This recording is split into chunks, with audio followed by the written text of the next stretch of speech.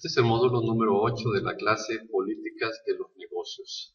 En este módulo estudiaremos los requisitos que son necesarios cumplir para desarrollar los formatos.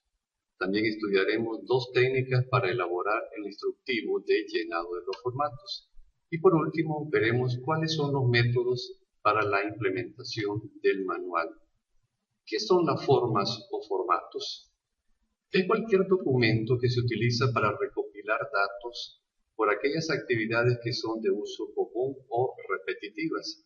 Son documentos en los que se puede registrar datos de una manera sistemática y coordinada.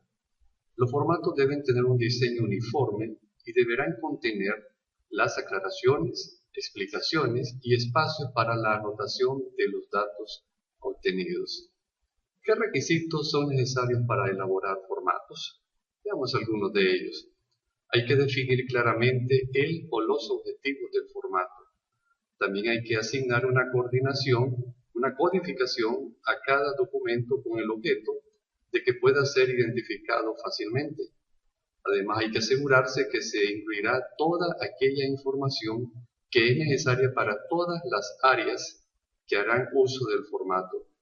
Y también, como un requisito importante, todos aquellos documentos en los que es importante el control y el tiempo, se recomienda que sean foliados. Para la elaboración de instructivos de llenado podemos encontrar por lo menos dos formas. La primera se conoce con el nombre de instructivo con explicación directa. Esta técnica consiste en incluir una copia del formato, la cual se pega en el centro de una hoja y en los extremos, fuera del formato, se explican los datos que se deben anotar en cada espacio vacío.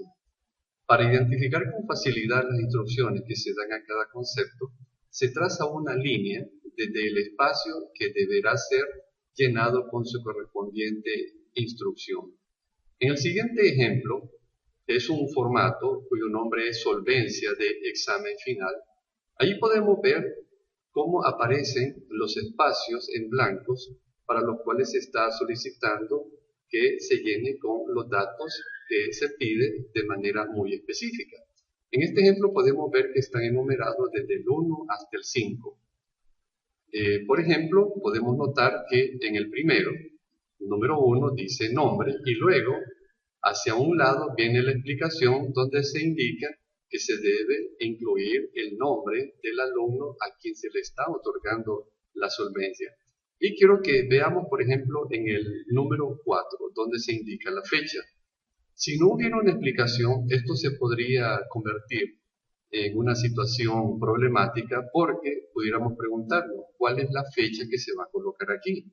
¿Es la fecha en la que se está otorgando la solvencia o es la fecha en la cual el alumno va a hacer el examen? Con este instructivo de llenado de una forma o formato, aquí podemos ver en este ejemplo que se explica que lo que hay que anotar es la fecha en la cual el alumno va a elaborar o va a practicar el examen. En segundo lugar, encontramos el instructivo con explicación al reverso del formato. Existen formatos que desde que fueron diseñados o reimpresos, se determinó incluir el instructivo de llenado en el reverso del mismo. Cuando las instrucciones que se indiquen al reverso del formato, o sea, en la parte de atrás del formato, sean claras y precisas, no es necesario elaborar otro tipo de instructivo. En el siguiente ejemplo podemos ver también una explicación al reverso del formato. Igual que en el caso anterior, se pega una copia del formato en una hoja, en los espacios que están en blanco, donde se está solicitando algunos datos específicos, se colocan unos números para poderlos identificar. Y luego, en la parte de atrás, o sea, al reverso de la hoja, como podemos ver en el ejemplo, se indica o se explica qué tipo de datos son los que tenemos que llenar. Por ejemplo, en este caso, podemos ver nada más 3 incisos a manera de explicación. En el número 1 dice nombre de la carrera y luego viene la explicación donde dice el catedrático debe indicar a qué carrera corresponde el examen.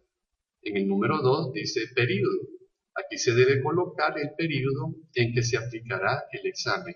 Y luego viene una explicación adicional donde dice, este puede ser en letras o en números romanos. Y por último tenemos el inciso número 3, donde se dice indicar periodo o demás opciones a que corresponde el examen. Y luego viene la explicación, marcar con una X a qué tipo de examen corresponde. Y luego en el ejemplo podemos ver que aparecen otros números y en la explicación al reverso tiene que darse la explicación que sea de manera muy específica para que al momento en que el usuario esté utilizando el formato no tenga dudas con respecto a qué es lo que se le pide en el mismo. Y por último, vamos a ver cuáles son los métodos para la implementación del manual. Una vez que el manual ya ha sido elaborado, ya ha sido aprobado por todas las autoridades correspondientes, ahora lo que nos hace falta es ponerlo ya en práctica. ¿Cómo podemos hacer esto?